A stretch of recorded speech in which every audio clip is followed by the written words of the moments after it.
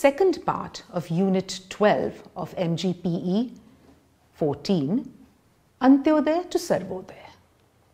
In this particular section, we'll be talking about the economics of Sarvodaya, the political philosophy of Sarvodaya, as well as its philosophical potential. So let's begin with the economics of Sarvodaya. For a realistic interpretation of the Gandhian Sarvodaya concept and its present relevance in building a non-violent social order, we must consider its specific socio-cultural and socio-individual background. Sarvodaya provides almost a communistic or almost a socialist approach to wealth, with its emphasis on redistribution and equal rights and entitlements of all. And we've discussed this in the earlier video.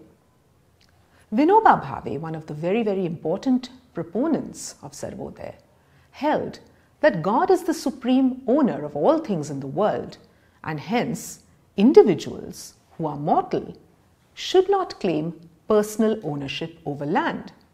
So this is a very, very interesting way of conceptualizing the problem or the issue of private property. Vinoba further said that all the great saints in this country have taught that land should not be kept under personal or private ownership. Modern Sarvodaya also extends the Gandhian conception of trusteeship, which we have discussed earlier. In the context of the tremendous social and economic crisis of the present-day world, Sarvodaya stands for egalitarian social and economic structures. It pleads for the repudiation or the denial of the proprietary possession or malkiyat of the non-producers, the establishment of the proprietary possession or malkiyat of the producers, and the neutralization or the negation of ownership. It hopes to establish a society of producers or laborers, basically persons who work by the sweat of their brow, who produce goods, who produce food, who produce the things that human beings consume. Two of the very, very important concepts underlying the Sarvodaya movement that was popularized by Bhave, among others, are the notions of Bhudan and Sampatidan. And these are regarded as steps towards the realization of the kind of society where those who labor, the workers, are the ones who really are the drivers of the society. Bhudan refers to the redistribution of land without the payment of any compensations. Landholders are asked to keep only that portion which is essential for their requirements and surrender the rest to the community.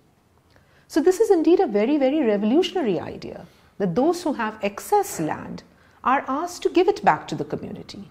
It is not forced from them, it is a voluntary action. They may keep what they need for their own livelihood and give the rest to society. The protagonists, or those who propagate Bhudan, believe that all wealth has a social origin. Wealth is something that society gives us. And hence they interpret this surrender by the landholders as an act of giving to the community what really belongs to it. So once again, to reiterate the notion that land or property is not something that belongs to the individual, it is something that belongs to society. And therefore, we have the duty to render unto society that which we have got from it. If Bhudan and Gramdan are techniques of agrarian revolution based on moral force, Sampatidan is a significant part in the transformation of capitalism into the Sarvodaya society. For the realization of Sampatidan, so Sampatidan basically means giving away property, giving away wealth. 1/6 of one's wealth to begin with should be utilized for the sake of society. According to Jayaprakash Narayan, and I quote, "The next step is that of full trusteeship. Under trusteeship, commercial and industrial enterprises would belong to the society, and there would be no employer and employee. The management and labor would have joint responsibility to run them, not for themselves, but for the good of society as a whole." unquote. This may sound like a utopian notion, but in terms of promoting social harmony, in terms of promoting the common good, this is an extremely thoughtful philosophy. Let's talk about the state and Sarvodaya. It has often been said that Sarvodaya has a kind of an element of philosophical anarchism about it. Sarvodaya accepts the sacrosanct character of the human spirit, and thus it emphasizes the values of freedom, equality, justice, and fraternity. Because of this, therefore, it is opposed to the machinery of the state, to some kind of artificial external regulation which regulates the activities of human beings.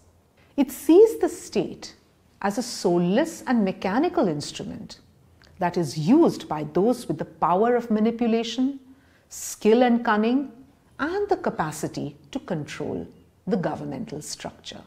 So we see here a fundamental tension between the integrity, between the fundamental sacrosanct nature of human beings and an external regulatory mechanism like the contemporary state. In tracing the evolution of the state, this is what Vinoba Bhave had to say, and I quote, "In the early stage, it was unrestrained violence that held the faith. Gradually, man learned to curb and limit his violence, and the institution called the state came into existence. The formation of the state did limit violence up to a degree. The advent of the apparatus of government created a new kind of law and order. Even Vedas had said that coercive power of the state was personification of dharma.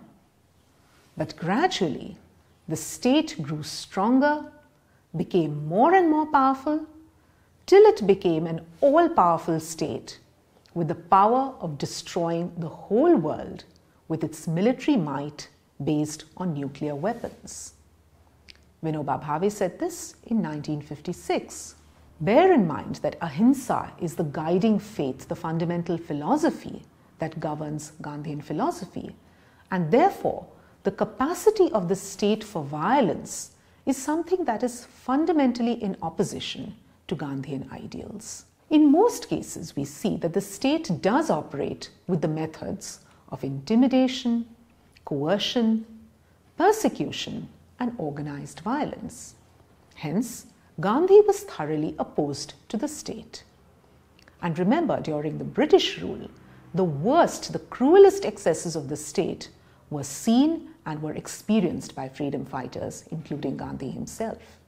Gandhi pleaded for Swarajya, the inner rule of human beings over themselves.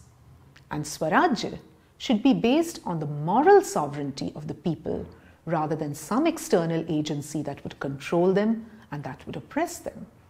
But while Gandhi believed in the spiritualization of politics, Vinoba Bhave stands almost for the nullification of politics. And Sarvodaya aims to replace thoroughly the manipulative politics of power by the participant politics of cooperation. So, from manipulation to cooperation and participation is the Mool Mantra, if you like, of Sarvodaya. According to Vinoba Bhave, there are 10 criteria of an ideal polity, and these are as follows: international fraternity, the conscious and spontaneous as far as possible, and hearty cooperation of all the inhabitants of the country, the identity of the good of the capable minority and the general majority, the orientation towards the universal and equal development of all, the widest dispersion of political sovereignty, the least amount of government, the easiest availability of tantra or justice, what is known as sulabtam tantra, the easiest or the most simple form of availability of justice, the least possible expenditure, the lowest degree of external protection, and the universal, uninterrupted, and neutral or objective spread of knowledge. These, according to Vinoba Bhave, were the elements of the ideal polity. Let's talk a little bit about the political implications of Sarvodaya. To begin with, let's look at the repudiation of the Marxist theory of class struggle that is posited by Sarvodaya. So even though Sarvodaya has got many elements in common with socialism and communism, we see that the Marxian theory of class struggle and class conflict is in a sense opposed or is contradicted or contravened by Sarvodaya.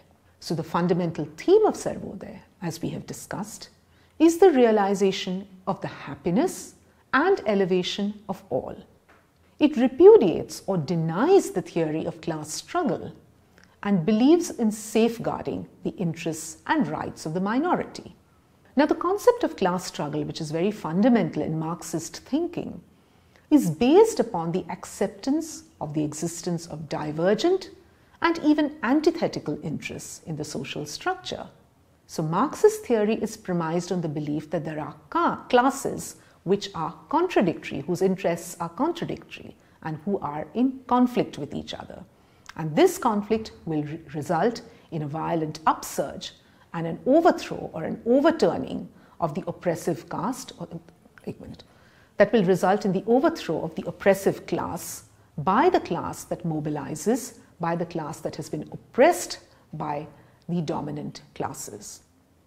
Sarvodaya, on the other hand, starts with the idea of the community as a reality, almost sui generis, and it holds that the aim of social and political efforts is to optimize the good of the entire community.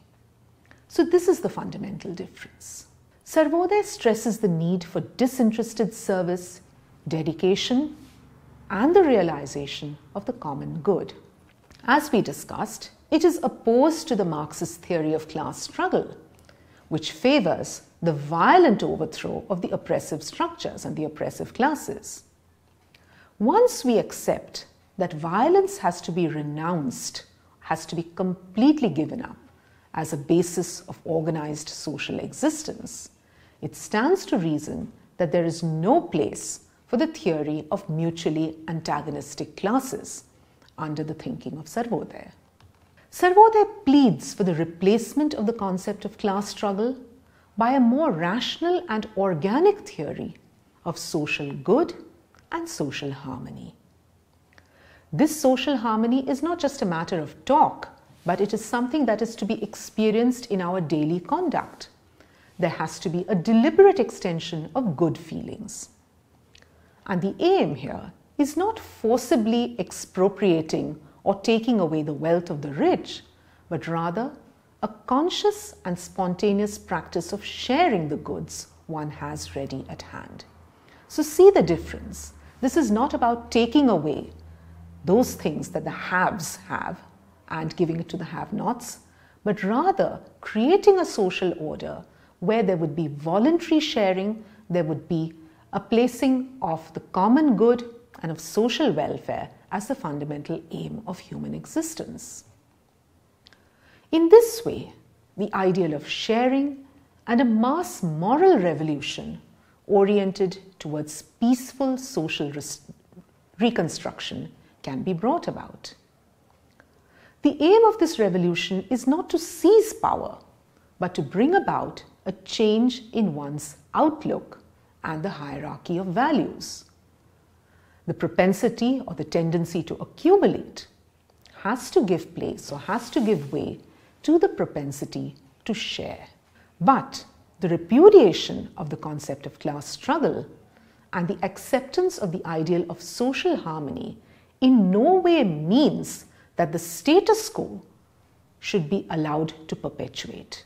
The status quo with landlords, big farmers on one side, and small farmers and agricultural laborers on the other, and the smaller groups or the agricultural laborers and the smaller farmers being exploited by the big farmers, by the zamindars.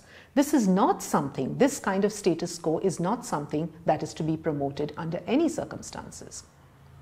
In his earlier days of political leadership, Gandhi was in fact in favor of retaining the zamindari system. But later on, his views underwent a radical transformation, and he talked about a social structure which was rid of all class stratification. Sarvodaya wants to bring about social and economic equality. As we've seen, Sarvodaya and communism or socialism both accept social equality.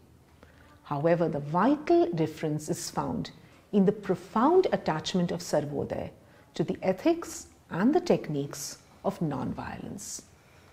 And Sarvodaya, in fact, contemplates a regime of equality and justice, which is to be brought about by the dynamic transforming power of love and non-violence. Another very important political implication of Sarvodaya is the repudiation of the concept of majoritarianism.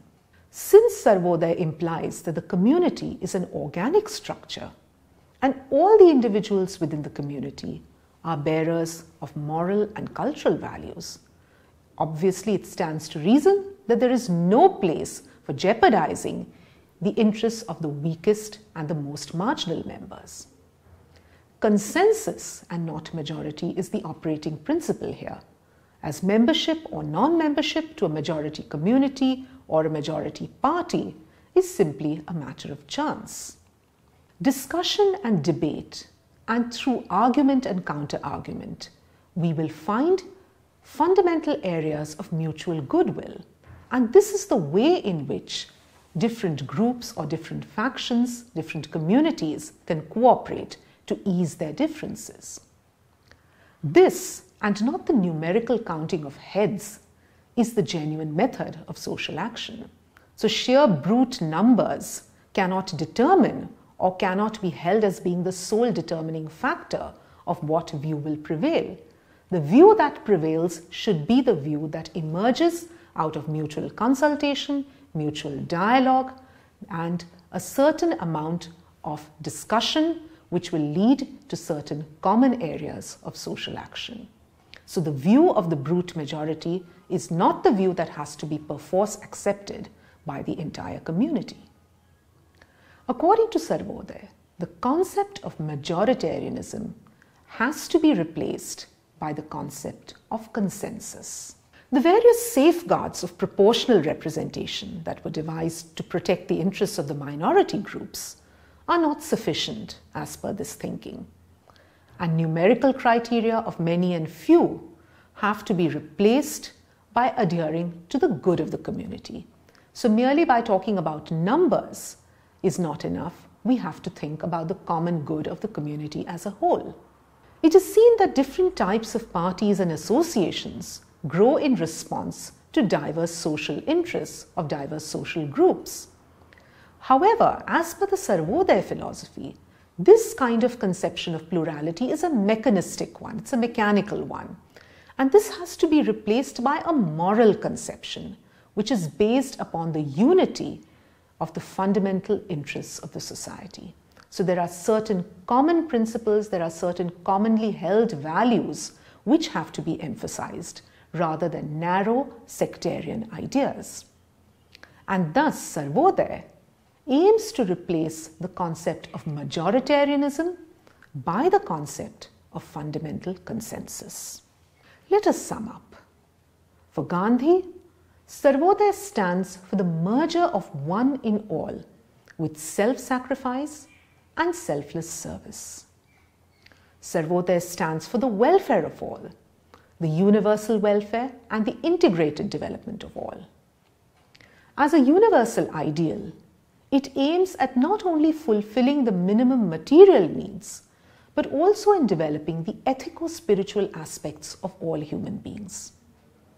And the great contribution of Sarvodaya in the present times lies in the reassertion of the Gandhian moral approach to the problems of humanity. So these notions, these ideas of Gandhi have an immense relevance and an immense value till today. And the learners are encouraged to think through these, to try and apply them to the situations that you see around you, and try and see how these fundamental principles, how these very, very important ideas may be used or may be put into practice in our contemporary times. Thank you.